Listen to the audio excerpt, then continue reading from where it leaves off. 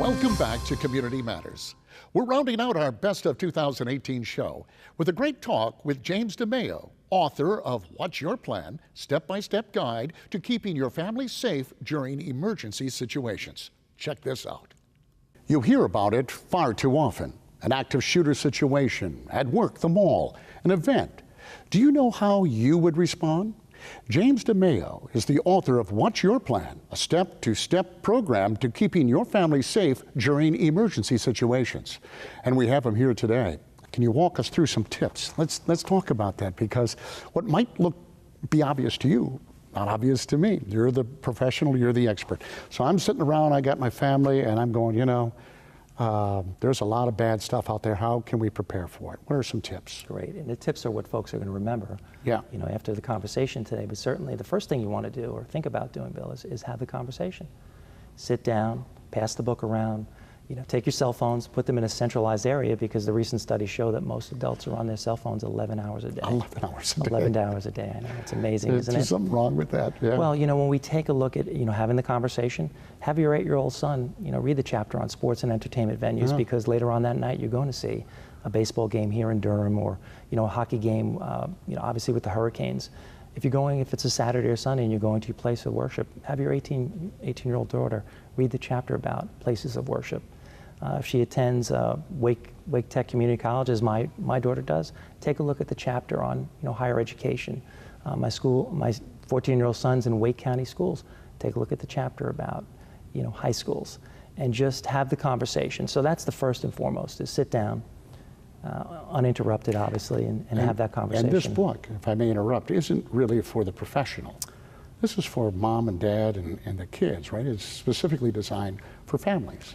It's specifically designed for families. Great to get most favorable reviews.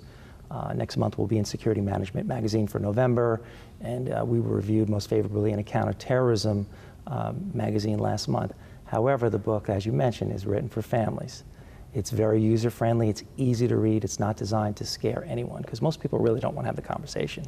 But if you have the knowledge, it empowers you to have that position of, be in a position of strength. So, certainly have the conversation, create the plan. If you're at the mall and the lights go out, what are you going to do? You're going to meet at Starbucks, or you're going to meet by your car. You have your fully charged cell phone, but you could be surrounded in darkness, but you've already had that conversation. You're looking for signs, awareness, look around you, see the world around you. Don't have tunnel vision. When you're leaving the mall, square your shoulders, be confident, smile, look around you, because the bad actors will look to exploit any weakness, any vulnerability, especially if you're looking down at your cell phone, as an example. Well, yeah, they have signs on the ground now, look up, so you don't cross the street and get hit by a car. So but I want to ask, how do you pick out a bad actor? What are you looking for? Let's say if you're at the mall, and it's great to be aware of your surroundings, and you're absolutely right about that, but are there tips you can give us as to, gosh, that guy doesn't look right, or that gal doesn't look right? Just trust your gut instincts. Just trust your gut. Just trust your gut. Because the reality is, if you're feeling it inside, the likelihood is something's not right. Okay. So again, just looking around, if somebody looks out of place, let security or law enforcement or guest services, let's say at the mall, know. If you're in your place of worship, let your pastor or somebody in a leadership position know that somebody in the aisle or the pew doesn't, just maybe he's having a bad day or something, but just that awareness. So as we go through the chapters, and let's say we pick out schools or a church or something, you will offer us insight as to what we should be looking, to be aware, to be prepared.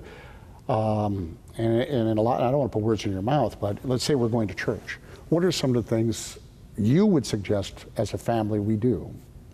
Great question. The way I broke the book down again is at the end of each chapter is kind of an exercise action plan, kind of a way to review some of your goals, to chart your progress. So if you're at church, certainly, look as you're entering that space to see if anything looks out of the ordinary to you. Look to see where the entrance and the exit signs are. In the event there's a fire, you already know in your mind inside that place of worship how you got in and how you got out. If you're attending an evening service, to make sure that there's lights in the parking lot, and if there's lights out for whatever reason, let somebody know. That's a facilities related issue. That's a risk management kind of thing that the church would want to know about so that they can fix that problem to make that space even safer for you. So again, that's just a few of the tips, when it comes to places of worship. And most of us, we do congregate, whether it be church, school, whatever, malls. These are soft targets. Soft targets meaning you don't go through a metal detector. You're not patted down like at the airport. You don't take your shoes off to go to the mall. So these are normally, and again, I would suspect, targets for whether it be terrorists or a crazy man who wants to get a body count. These are the places they specifically look for, don't they? I believe you're absolutely correct. They're softer targets. As we mentioned earlier, professional sports, they have the resources. They have access to the Joint Terrorism Task Force and the FBI and Department of Homeland Security. But I'm concerned about those mid-sized venues. The Symphony, let's say you're in Durham and you're taking in a show. Right. They may not have direct access to the same amount of resources that the professional sports entities may have. So again, I think it's a collaboration between the awareness, the educated patron or fan is a safe one, but also sharing that information with the key stakeholders. I talk about the stakeholders. It's law enforcement, it's ticket takers, it's your school principal. We looked at the shooting obviously in Parkland. There was a lot of early signs and indications. The students need to come forward, share the information with the school counselors, let the school resource officers know in advance that maybe somebody's having a bad day. But it's important that that information is shared in a timely manner. So again, any potential threats can be vetted out and reacted to in a proactive manner. So we have about a minute left. What would you like the readers of your book to take away from it? Well, again, thank you, Bill, very much for the opportunity to have, again, this most important discussion. And I always talk about this is bigger than James DeMeo. I'm just a messenger. This is all of us working together. We look at the world around us. We look here in the United States, politically divisive. There's a lot of protesting and there's a lot of anger out in society. There's a lot of fear, and that's very, very unfortunate. And probably for both of us, it's a much different world nowadays that our children are growing up with than when we were children. So I send my kids out into the same world that my readers send their children out to. So not only am I a security expert, but I'm also a parent and a husband.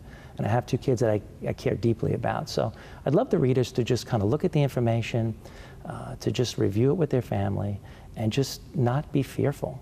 If you're prepared in advance, you place yourself in the best position possible to meet these challenges. And again, enjoy your life, pay attention to the world around you, and know what you're going to do well in advance if you're confronted with one of these types of scenarios.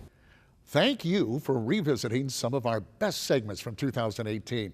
We hope you enjoyed today's show. If you have any questions or would like to know more, visit our website at raleighcw.com and myrdctv.com. I'm Bill LeMay. Thank you for watching Community Matters. See you next week.